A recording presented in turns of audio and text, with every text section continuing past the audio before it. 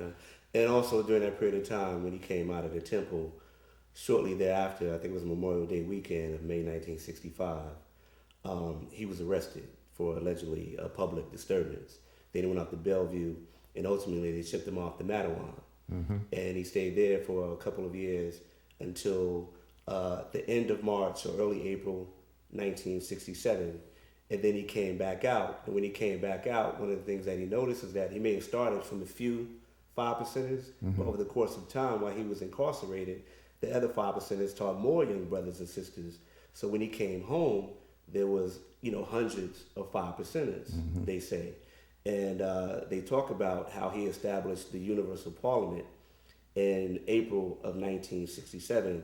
It was the first of its kind when the brothers went to Mount Mars Park in Harlem, now known as Marcus Garvey Park. And the father, Allah, Clarence 13X, had a Universal Parliament in which he had all these 5%ers there. And as a young 5%er, when I was coming up, I always heard about this first parliament. And I always heard about there was a Muslim or a group of Muslims who approached the father and they had a debate between themselves. And of course, in my research, I found out that you're the very said individual that was there at the first Universal Parliament that was representative of the FOI or the Nation of Islam, or you probably went on your own accord. So I want to know, one, how did you end up at the Universal Parliament under what set of circumstances? And it's the question is the question that I answer or talk about whenever I'm talking on the 5%ers or during the history of Mosque number 7. I was managing the restaurant for Captain Yusuf Shah. And one Sunday, Minister Farrakhan, at that time, we were meeting in the Bronx. And he knew that I had always been an assistant minister under Malcolm when he first came to New York, and I was working with him at first. Circumstances, I ended up helping with the restaurant and using some of my management skills to manage the restaurant. And so the minister asked me, would you open up for me today in the Bronx? I want to get you back on the roster. And I said, of course, Brother Minister. So I put on my FOI uniform. I came to the restaurant to make sure everything was straight. And Yusuf Shah comes in and asks me, where was I going? Because I wasn't dressed like I was working in the restaurant. I said, I'm going up to the Bronx to open up for Minister Farrakhan. He said, well, Brother Larry, you got to make a decision. You cannot manage the restaurant and work on the roster. You got to choose between one and another.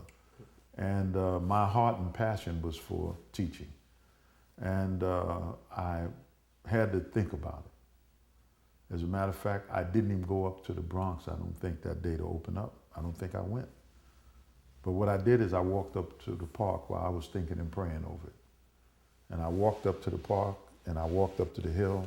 At the top of the hill, I saw it may have been 500 or 600, but I said it looked like 1,000 people. Young people.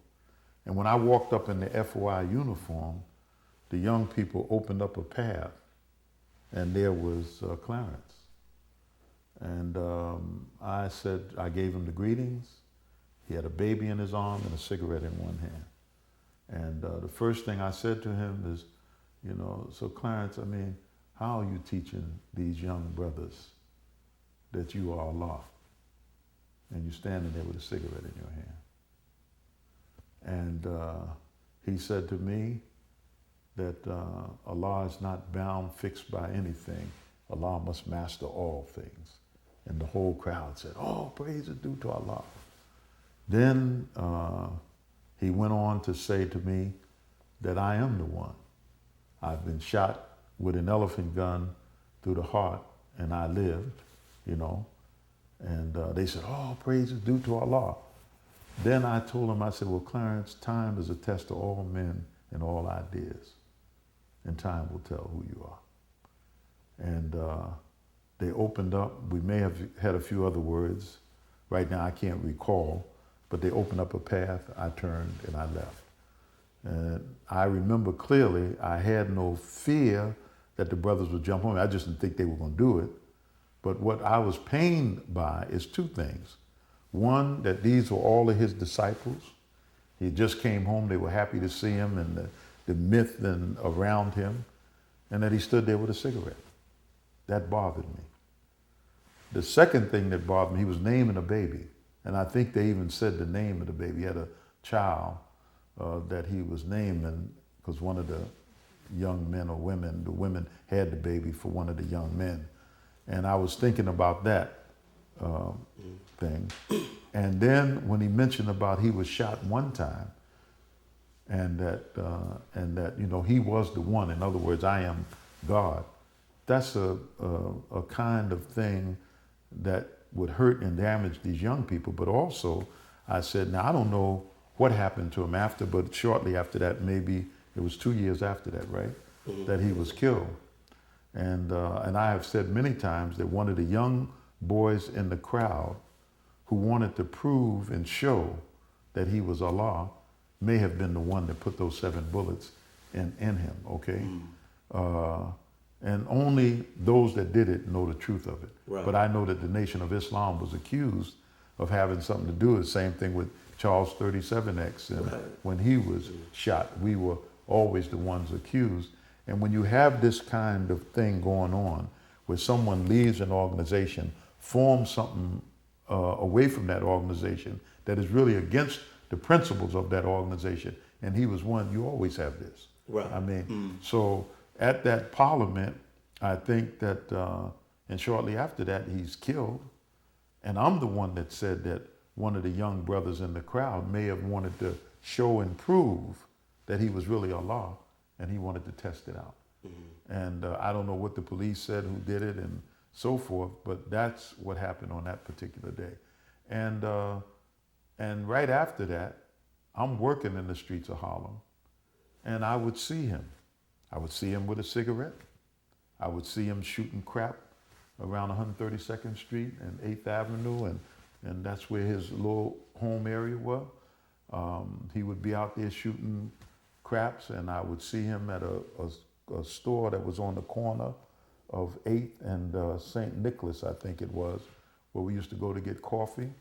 So I used to see him. He would wave to me, or I'd say salam alaikum, and we go on, but we never got into a debate in the streets that we went back and forth over what he was doing, and he knew that I disapproved because I felt that I said, Clarence, what you're doing with these young boys is not correct. And when I would go to the prisons, and I would see those same young boys that I knew as children that would come up to me and remind me, I lived on 118th Street. I was the brother on 100 that used to come to you and talk to you about the lesson. And most of them were in there because they had got busted with heroin or selling heroin or using it, whatever it was the case that they were in jail.